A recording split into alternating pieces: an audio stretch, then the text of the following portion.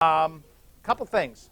One, I have scheduled a review session that will be tomorrow immediately after this class in this room. So 5 o'clock tomorrow in this room. I will videotape it, and that simplifies everything. So we won't have to go anywhere. We'll be right here. I wasn't sure if we could get the room or not, but we can get the room, so we're set. So that's good news. We have today some a little bit more complicated things to talk about to finish up the stuff here. And I have decided that we will take the exam material through the end of this right here. Okay? So once we get through this, then that'll start the material for the second exam. Okay? Okay. So as I said, things are a little bit more complicated today, and so I want to try to step you through that. I like to teach enzymes in a way that you can have some real-world feeling or understanding of what that is. Okay? So as I've gone through talking about things like Vmax, for example, I compare enzymes to factories because that's really what they are. And if we think about the analysis or the analogy between an enzyme and a factory, we think about, well, I mentioned yesterday that a factory can work at a fixed pace. It doesn't matter how many raw materials I have after a certain point. I mean, if I'm building cars, for example, and I don't have enough tires, then things are going to slow down, right? I'm not going to be able to put tires on cars, or I'm getting tires at a very slow rate coming to the factory. I'm going to be limited by the number of cars I can make, by the total number of tires that I will get.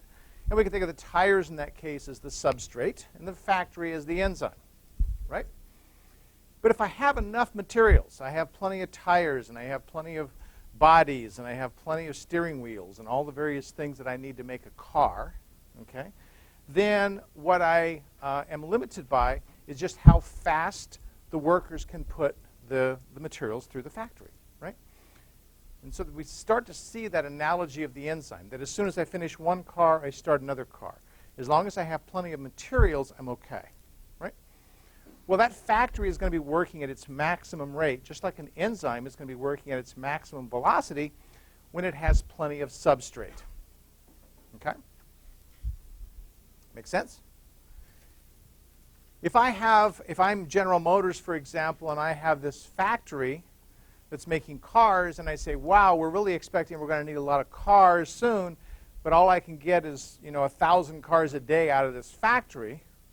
The only way for me to increase the number of cars is to increase the number of factories, right? And so when I look at an enzyme and I say my Vmax is such and such, if I want to get things going faster, the only way I can do it is if I add more enzyme. So Vmax is a quantity that is very dependent upon the amount of enzyme that we use. And that's a very important concept. Vmax is totally dependent on the amount of enzyme that we use. Okay? If I increase the amount of enzyme, I will increase the amount of, or the quantity of Vmax. Okay. Now, that's a very important concept. I'll remind you what that plot of velocity versus substrate concentration looked like. And it was a hyperbolic plot for most enzymes. I'm going to show you in a second an enzyme that doesn't behave that way. I actually showed it to you yesterday briefly.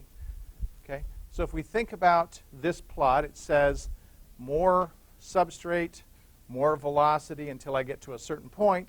And that certain point where it starts to level off, I'm approaching the maximum velocity, or I'm approaching the point at which the substrate has saturated the enzyme. The enzyme isn't waiting for substrate to bounce it, to bump into it.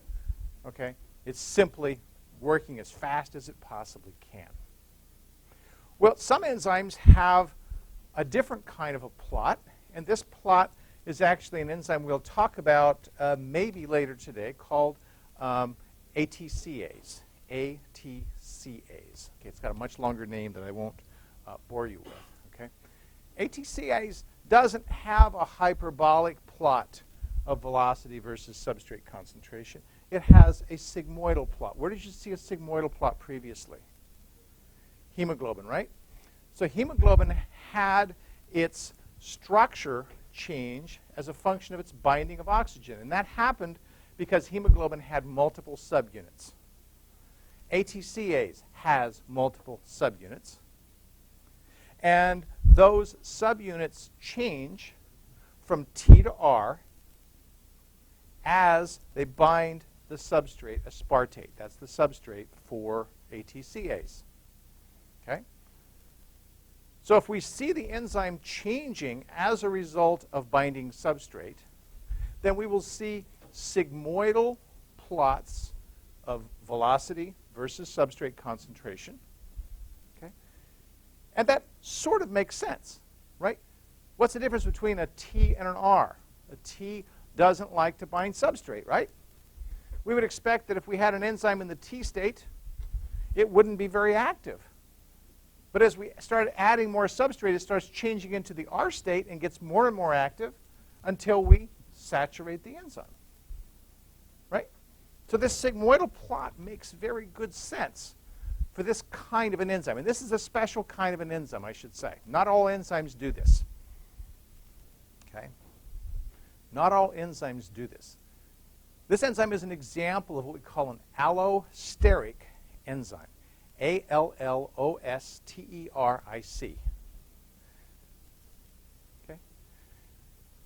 So I need to tell you what an allosteric enzyme is. An allosteric enzyme is an enzyme whose activity is affected by binding a small molecule. That's what an allosteric enzyme is. In this case, the small molecule is the substrate. It doesn't have to be the substrate. Okay? But the enzyme whose activity is affected by the binding of a small molecule, that's what an allosteric enzyme is. And allosteric enzymes will behave kinetically just like ATCase has. Okay? Questions about that? I'm going to get through some more complicated things today, so please ask me questions if you're not understanding something or you want me to clarify, okay? Okay. Well, let's talk about this figure that I started on just at the very end of the lecture last time, okay? This reiterated what I had to say with respect to Vmax. That when I start saturating the enzyme, this is a non-allosteric enzyme, right, because it has a hyperbolic plot. When I start to saturate the enzyme with substrate, I start flattening this guy out, and I am nearing a theoretical maximum of the velocity called Vmax. Okay? Now, there's something else on this plot, and it's something I described at the very end called Km. So I need to tell you a little bit about what Km is and why that's important. Okay? We're not only interested in how fast an enzyme works, we're also interested in how much affinity the enzyme has for its substrate. How much does it like to grab onto its substrate? And that's where Km comes in. Km is a measure of that affinity. It's a measure of the affinity that the enzyme has for its substrate. Now let's think about what that means. We measure it at Vmax over 2. Why don't I measure it at Vmax? Well, you see, Vmax just gets closer and closer and closer and closer and closer and closer. It's a theoretical number. I can't say where it reaches Vmax. But if I know what Vmax is, I know how to find the substrate concentration at Vmax over 2, because I just divide that in half and say, what was the substrate concentration that gave me Vmax over 2? Does that make sense? Now, I'm going to, don't worry if you don't understand why it's Vmax over 2, okay? But do understand that it is Vmax over 2. Yes, ma'am? Okay. So Vmax over 2, okay, tells us what Km is, because Km is the substrate concentration that gives Vmax over 2. Okay? So if I take this reaction and I go through a bunch of reactions, I say, okay, well, here's the Vmax for this batch of enzyme, right? I say, well, how much substrate does it take to get to Vmax over 2? That amount of substrate is the Km. So don't worry at the moment about why it's Vmax over 2. It's a much bigger question than what we're going to answer in this class. Okay? Now, I'll tell you why that's important in a second. Right? So remember, Km, I'm going to repeat it one more time. Km is the substrate concentration that gives Vmax over 2. Km is not Vmax over 2. Km is the substrate concentration that gives Vmax over 2. They're different things, right? Everybody with me? All right. So know that definition. Know that definition. Now, let's imagine I've got two different enzymes. Okay? They both catalyze the same reaction. Okay? Let's say they both have the same Vmax, but they have different affinities for their substrate. Okay? One likes its substrate a lot, and the other one doesn't like its substrate very much at all. All right? Can you imagine that? Two enzymes, identical in every way, except for one likes its substrate and one doesn't.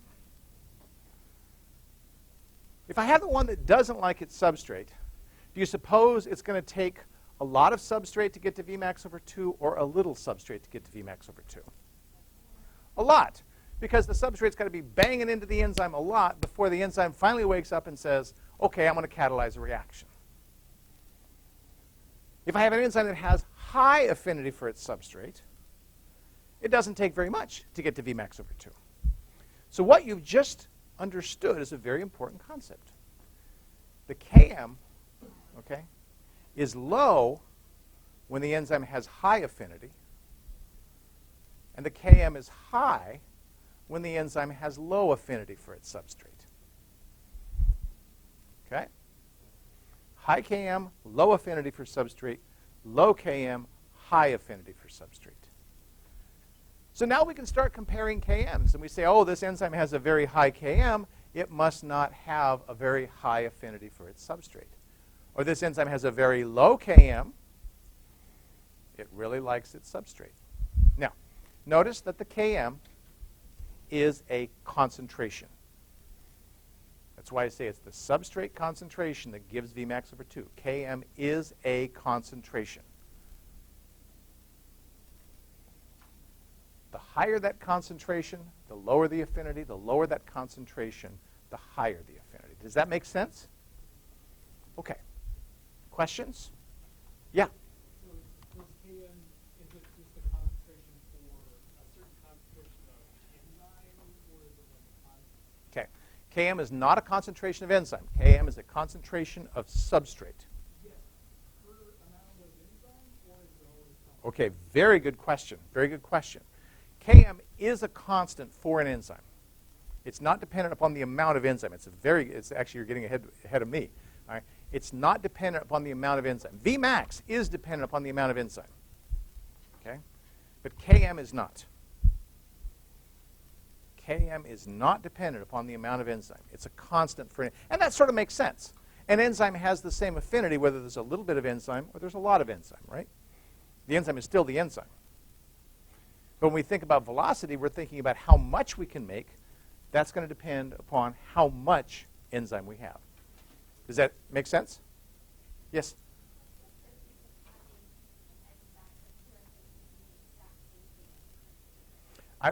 So there's no purpose per se. I'm just having you think about those so that you could imagine one at high and one at low.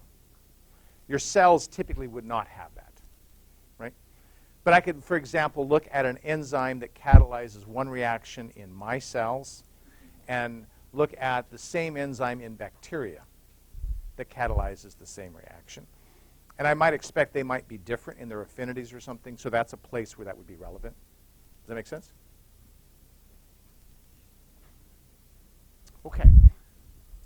All right. Now, so I've shown you something that's independent of the amount of enzyme, that's Km, and something that's dependent upon the amount of enzyme. Right?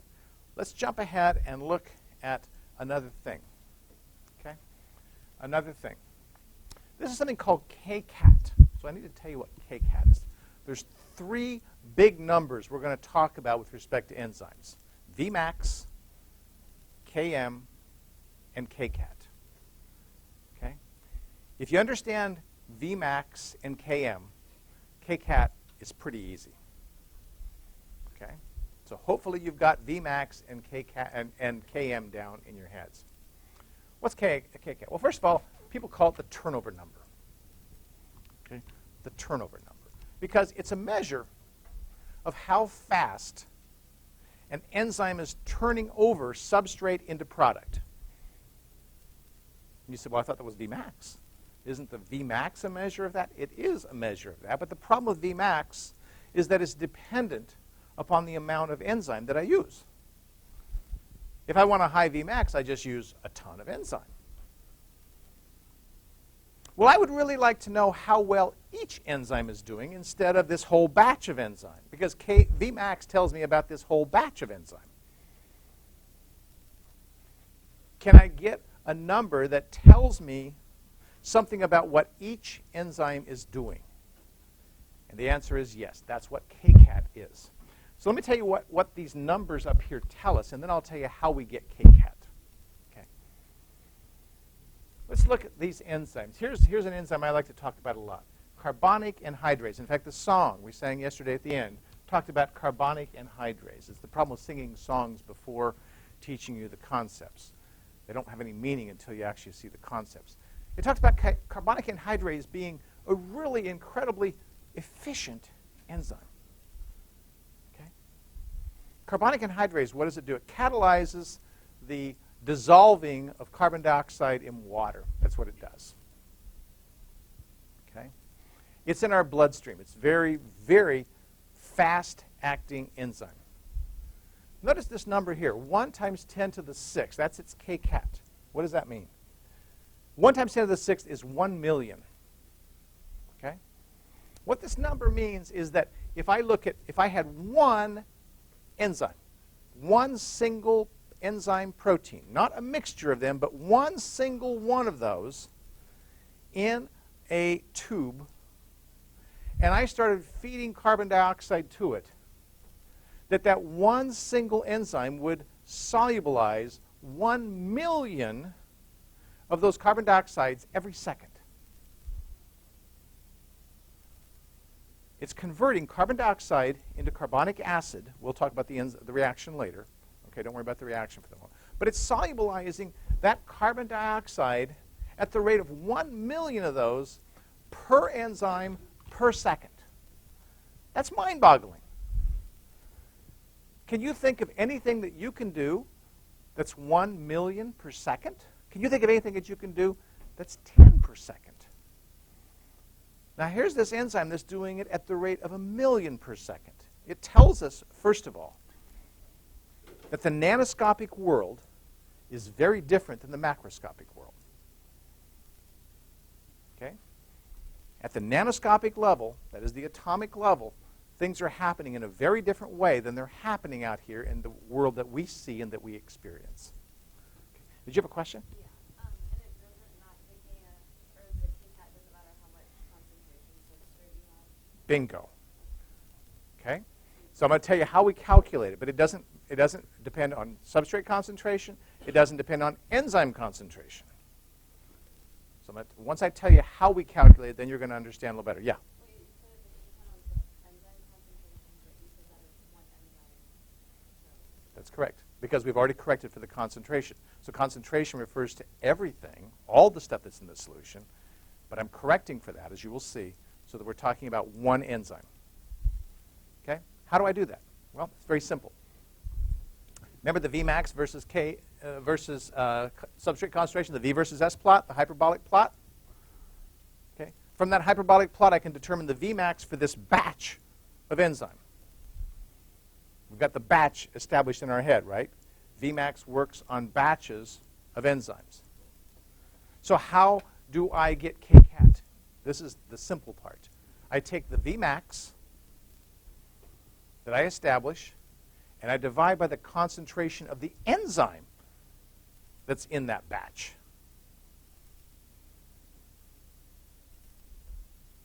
What I end up with is this number.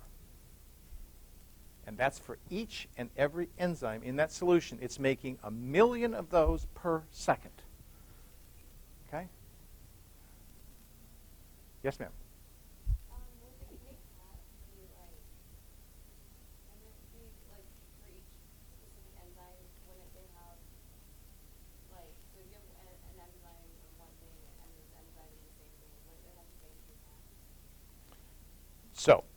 I'm not sure I understand what you're saying. You're saying I had two different enzymes? No, they're the same enzyme. Yeah. They're the same enzyme, but like. The same enzyme will always have the same Kcat. Yeah. Right. Right. So it doesn't depend on how much enzyme I use because I'm canceling the amount of enzyme out by dividing by the concentration of the enzyme. It doesn't depend on the substrate concentration because I've already factored that into my calculation for the Vmax. Okay? This number is a constant for a given enzyme, which is what she's saying. And your name again is? Mariah. What Mariah's saying, okay? Very important thing. So now we've got two things, just a second, two things relating to enzymes that are constants for an enzyme. One was Km. The affinity for an enzyme that an enzyme has for a substrate is a constant for all copies of that same enzyme. And the Kcat is also a constant for that same enzyme. Doesn't matter which enzyme molecule we look at. Yes, sir?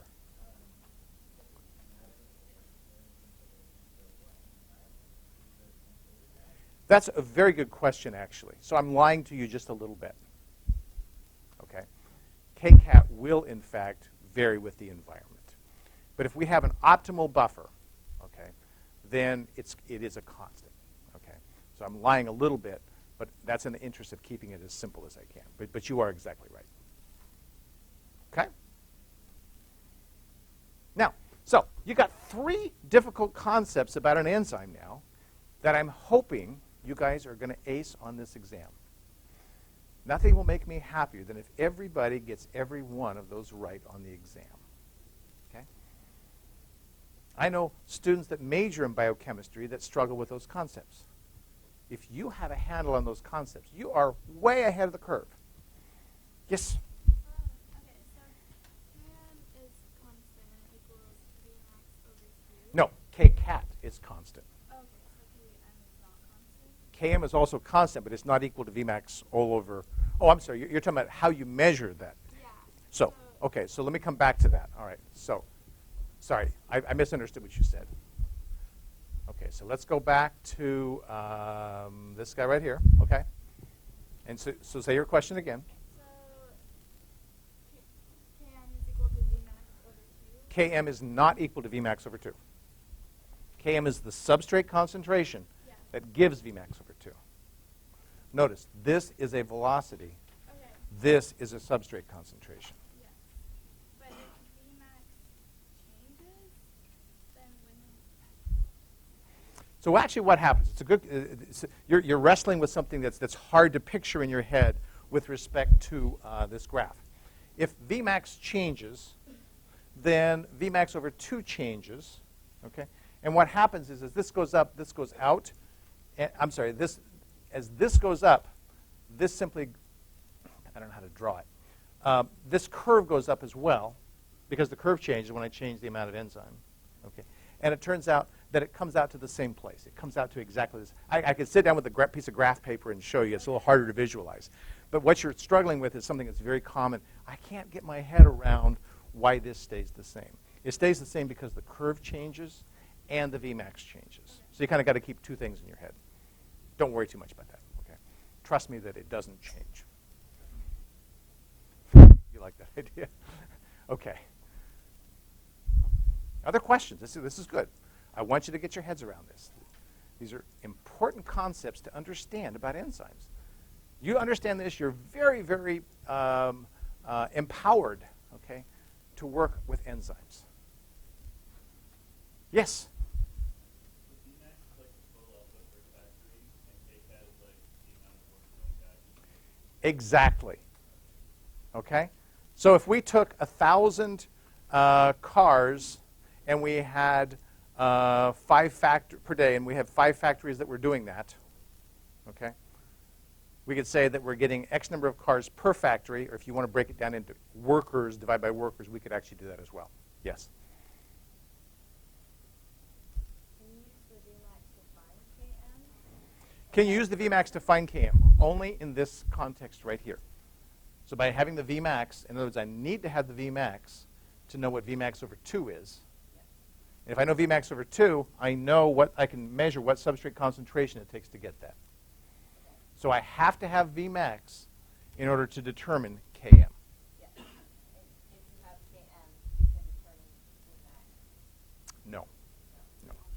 because I don't know the curve. Right? So Km doesn't tell me Vmax, unfortunately. Okay? But Vmax will tell me Km. Okay? Good questions. All right. Well, let's move forward. We've got a couple more concepts to get under our belts. One of those is this crazy thing. Okay? Don't worry about all the math that's on here. Right? We're not going to worry about the math. You saw that I had that V versus S plot, and I had a curve, right? And the problem with curves are, where do you draw the lines? Where do you say Vmax is, and so forth? We want to have a nice, precise, clean way of saying, what's Vmax? If I don't know exactly what Vmax is because I drew the line here as opposed to drawing it down here, right? Then I've got variability in my Vmax over 2, which means I've got variability in my Km, and I really want to have some accurate measure of that. So what we do is we actually manipulate the data so that instead of having a hyperbolic plot, I end up with a linear plot. That's what we're seeing here. So I'm going to tell you how we manipulate that data. Okay? First of all, I'm not going to ask you to use numbers to make graphs on an exam. You're not going to use numbers to make a graph. I might ask you to draw how a graph would look, but I'm not going to ask you to use numbers to make a graph. So that could take you a whole hour, and that wouldn't be telling me an awful lot about your knowledge. Okay? But I do think that you should know how the graphs, what the graphs tell us, and how they make sense with respect to what we've been talking about here. So where does this come from? All right. V versus S, I plot the velocity versus the substrate concentration. If I do something called a double reciprocal, that is, I take the value of the velocity for each point, and I take the reciprocal of it, and I take the corresponding value of each substrate concentration, and I take the reciprocal of that. When I plot the reciprocal of the velocity against the reciprocal of the substrate concentration, the data transforms into a linear plot. Linear plots are nice and easy to work with because we can tell by starting with a few points here, for example, where that line's going to go. Why do I want to do that? Well, it turns out when I do a double reciprocal plot, okay, the value of the intercept on the y-axis is 1 over Vmax. The value of where this crosses the y-axis is 1 over Vmax.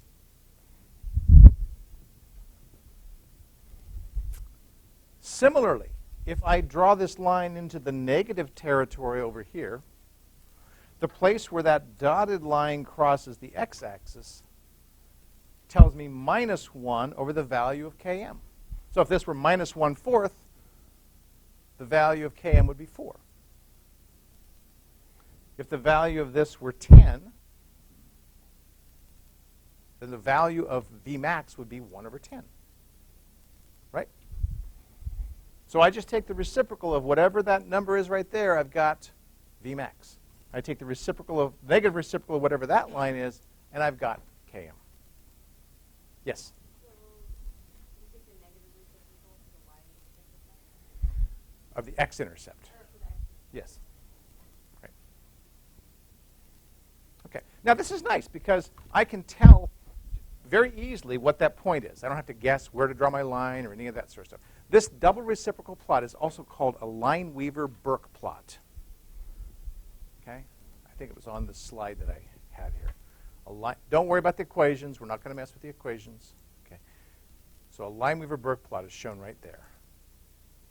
That's a double reciprocal plot. Okay? Well, I'm showing you this for a reason. Right? A, it's very easy to determine Vmax and Km by looking at where those intercepts actually are and taking the reciprocals. Okay? There's another consideration with enzymes. For any of you interested in anything relating to medicine, okay, enzymes, one of the ways that medicines work is they are designed to inhibit some enzymes. Okay? They're designed to inhibit some enzymes. Good example, penicillin. Penicillin is a medicine because it inhibits an enzyme that bacteria need to make cell walls. Okay? It inhibits an enzyme that bacteria need to make cell walls. So understanding how enzymes get inhibited by things is very, very important for us. Okay? So that's where we're headed next. Inhibition. Let's think about inhibition. All right? The first type, we're going to talk about two types of inhibition. One type of inhibition is called competitive inhibition. And one type of inhibition is called non-competitive. The competitive will be the easiest to explain and as a result, the easiest to understand. So let's start with competitive. What did the lock and key model tell us about the substrate? What did it say? Anybody remember?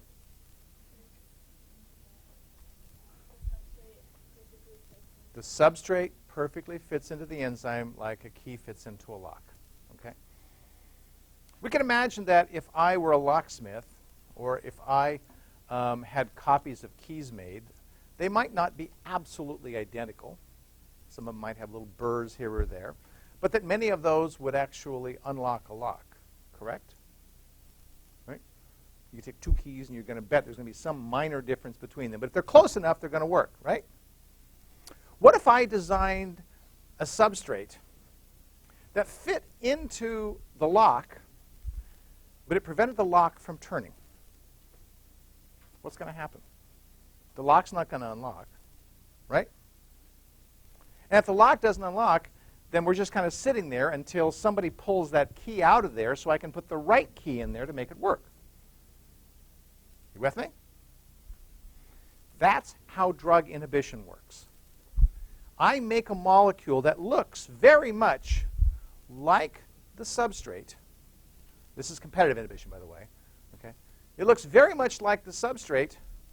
It fits into the lock, but nothing else happens.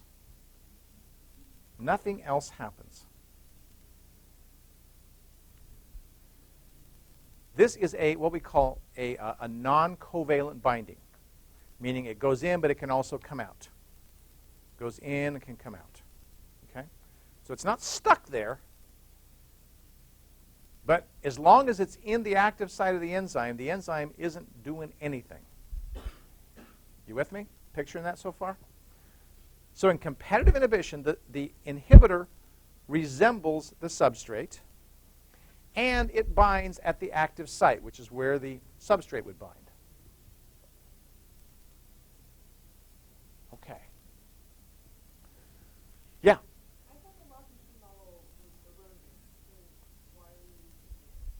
So the lock and key model is a way of explaining. I said it's very good for explaining how a substrate fits into an enzyme.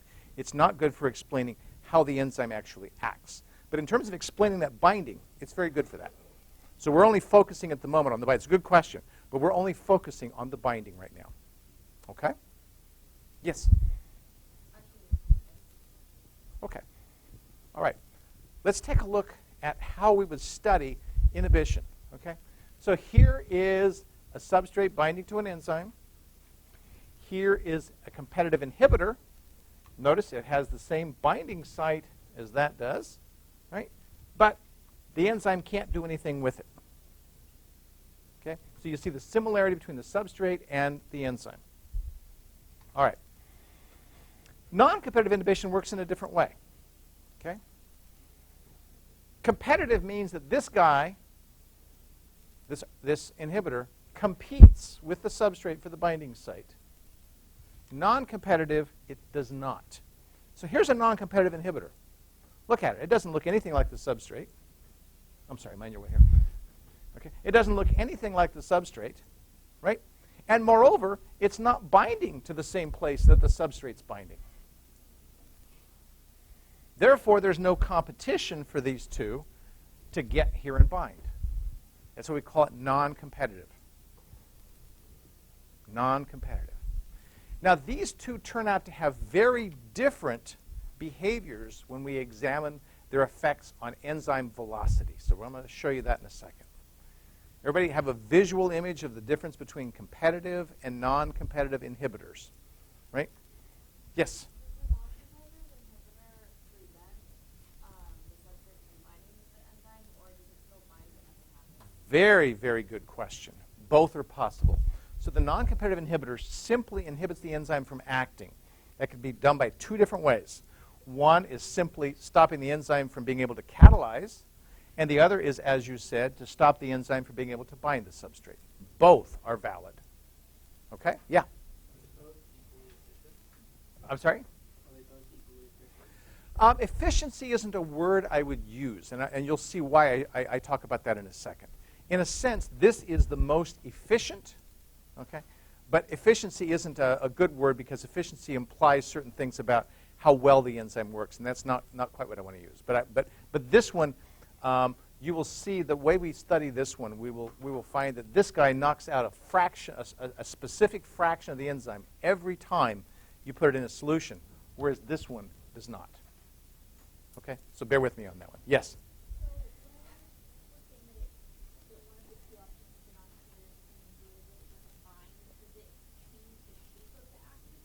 It could. It could. So the non-competitive, all we're saying here is that it affects the enzyme in some way, so that it might be changing the active site. It might be changing how the thing binds. Don't worry about the details of that. But it's somehow affecting this so that this reaction does not occur. Okay? Yeah? Yes? Yes? No. No, it's not. Because, again, hemoglobin is not catalyzing a reaction. So it's only binding to something, right? So I didn't say that it was that CO2 was necessarily inhibiting oxygen's binding. It actually favors the release, but it doesn't have anything to do with the actual binding of oxygen. Okay. So the difference here is we're talking about an enzymatic reaction, which is that next step after the binding. Okay? Yeah. I'm sorry? With like antidepressants. Uh-huh. What about them?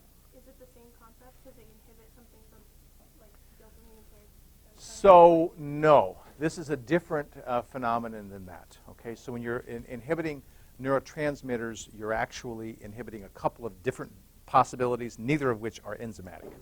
Okay, so that's a different phenomenon. Okay, good questions. You guys are thinking about this.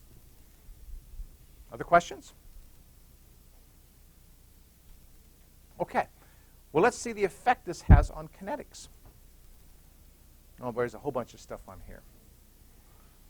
Let's think about it intuitively first. I probably pulled that up too soon. Okay, let's think about a competitive inhibitor. Competitive inhibitor. What does a competitive inhibitor do? It's competing with the substrate for the binding site on the enzyme, right? They look alike. The enzyme doesn't care if it's one or the other. The enzyme just gets blocked when that inhibitor is there.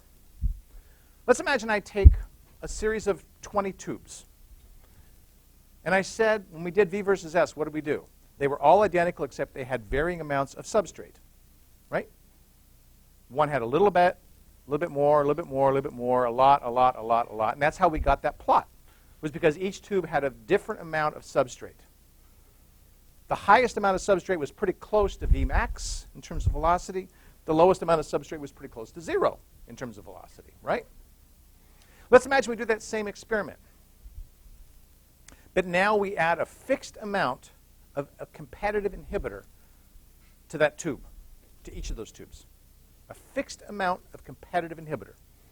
Okay? At low concentration of substrate, do you suppose that the inhibitor is going to have a better chance of binding to the enzyme than at a high concentration of substrate? Yes. The amount of enzyme that's going to be inhibited by a competitive inhibitor, okay, is going to vary depending on how much substrate I add.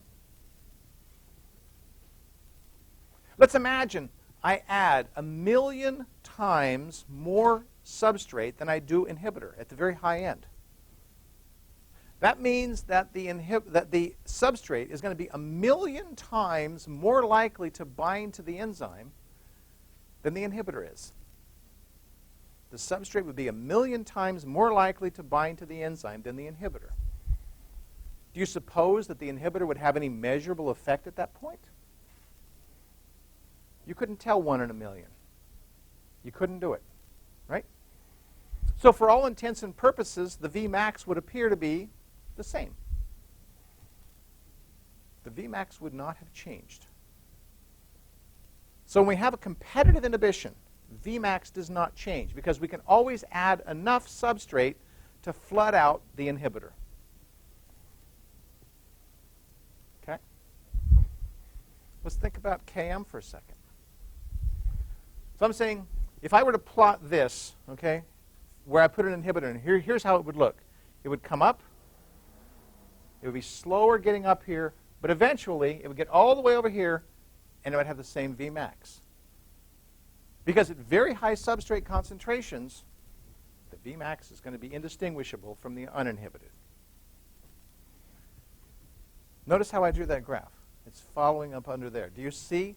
If I have the same Vmax, I must have the same Vmax over 2, right? And if I have this line coming up under here, what does that mean in terms of Vmax over 2? Look how high I've got to add more substrate to get to Vmax over 2. The Km increases. When I have competitive inhibition, the Km increases.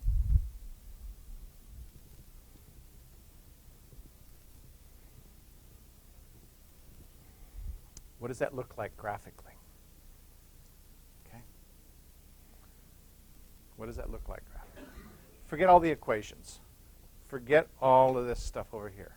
Let's just look at two different things. No inhibitor, and compare that to inhibitor. Forget this one, it's just a different amount of inhibitor. Okay. Compare inhibitor to no inhibitor. What happens? Well, notice that these two lines cross on the y-axis. They have the same Vmax. That's not surprising, right? They have the same Vmax. We've already established that competitive inhibition will have the same Vmax compared to an uninhibited reaction.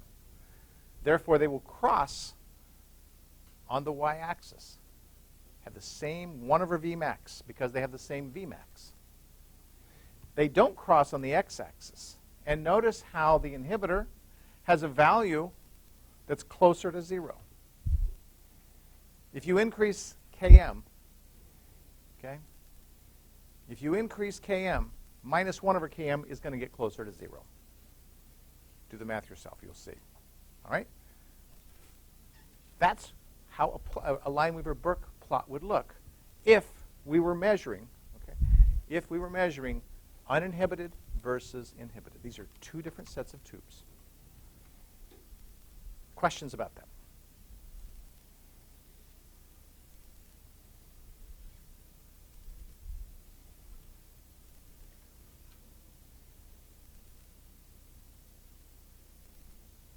Okay. Non-competitive is different. Now, one part of non-competitive is going to make reasonable sense to you. Another part of it is not going to make any sense at all. So the second part I'm just going to ask you to just memorize. If you want to talk about it, I'll be happy to sit down and talk with you about it, but you don't have to. The first part is actually fairly easy to understand. I said that they were non-competitive. If something is non-competitive, what does that mean? It means they're not trying to get to the same site. A non-competitive inhibitor is that round guy binding down over here, whereas the active site's up here. In the case of competitive inhibition, I could add enough substrate so that the inhibitor essentially disappeared because they're competing for the same site, right? Let's imagine that I add enough inhibitor to a tube so that I could inhibit 25% of the enzyme. 25% of the enzyme. Is it going to matter how much substrate I add to for the velocity? It's not. In the competitive, I could add enough to get the inhibitor diluted out. But since they're not competing for the same site, the inhibitor says, okay, I'm going to find 25% of the enzyme. I'm going to bind to 25% of the enzyme, and I'm going to sit my butt here. I'm not going to do anything else, right? What does that mean? It means that effectively I've reduced the amount of active enzyme in that tube. What happens if I shut down the General Motors factory a quarter of every day? What's going to happen to my output of cars per factory? Right? It's going to go down. Vmax decreases, okay? Vmax decreases for non-competitive inhibition. Okay? That's what we're seeing right here, okay? Here's the uninhibited. Here's the inhibited. Why does it go up? And we're taking the reciprocal. 1 over Vmax is going to go up if Vmax is smaller. Yes? If it was on the other graph, would it go down then? If it was on the other graph, would it go down? Meaning the... If it wasn't aligned with reverse, like if it wasn't. Oh, okay. If it were, yeah, that's a good question. Yeah, if you were talking about a V versus S plot, how would that look? Let me show you that. Okay, so a V versus S right here. Okay, what it would look like in a non-competitive is it would go up here, and we would see it flatten out somewhere lower. That's what it would look like. Okay, very good question. Now, the difficult concept is Km does not change. Km does not change in non-competitive inhibition. And that's actually reflected on that Lineweaver-Burke graph that I just showed you. Competitive inhibition does not change because they cross on the x-axis. That's a lot of stuff today. That's a lot of concepts to get your heads around. I want you guys to think about that. Come see me. You know, I'm happy to work with you one-on-one. Come to my office. I've only seen 1 or 2 of you. Come to my office. I don't bite. Okay? I'm more than happy to answer any questions. All right? That's important to do. Now, I've got a review session scheduled for tomorrow night. I've got a song that I'll see if I can play. If I can't play it, I'm not going to sing it because I can't sing this one. But it's called Catalyze. And let me see if we can play it.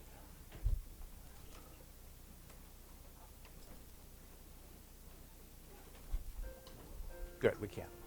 It's a cute song, but it's way beyond my musical abilities.